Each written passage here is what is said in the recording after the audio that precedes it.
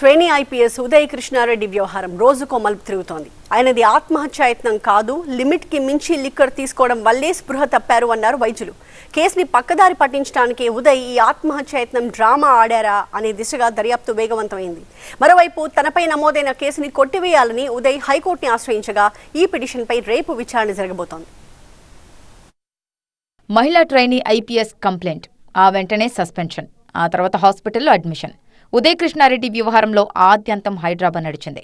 అత్తాపూర్ పోలీసులు కేసు నమోదు చేయడంతో తీవ్ర ఒత్తిడికి గురైన ఉదయ్ మోతీనగర్లోని తన సోదరుడి ఇంట్లో అపస్మారక స్థితిలో పడిపోయారు. మంచం పక్కనే మద్యం సీసాలతో పాటు ఖాళీ శానిటైజర్ బాటిల్, 2 పేజీల సూసైడ్ నోట్ లభించడంతో కుటుంబ సభ్యులు ఆయనను ఆత్మహత్యాయత్నంగా భావించి ఎస్ఆర్ నగర్లోని ప్రైవేట్ ఆసుపత్రికి తరలించారు.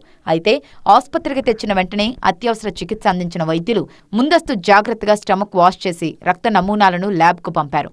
బ్లడ్ టెస్టులు చేశారు. ఆ రక్త పరీక్షల్లో ఉదయ్ శరీరంలో ఎలాంటి పాయిజన్ ఉన్నట్లు తేలలేదు. ఆహారం తీసుకోకుండా మోతాదుకు మించి ఆల్కహాల్ తీసుకోవడం వల్ల మాత్రమే ఆయన అపస్మారక స్థితిలోకి వెళ్లారని తేలింది. స్పృహలోకి వచ్చిన తర్వాత అసలేం జరిగిందని అడిగితే తానేం సూసైడ్ అటెంప్ట్ చేయలేదని చాలా కూల్గా చెప్పారు ఉదయ్.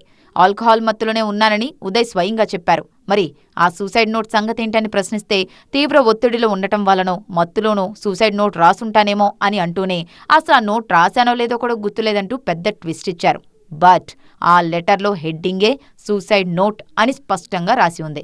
దీన్ని బట్టి చూస్తే అటెన్షన్ డైవర్షన్ కోసమే ఇన్ని ట్విస్టులు నడిపారనే అనుమానాలు ఉన్నాయి. వైద్యుల నివేదిక చూశాక, ఉదయ్ కృష్ణారెడ్డి వర్షన్ విన్నాక పోలీసులకు చాలా డౌట్స్ వచ్చాయి.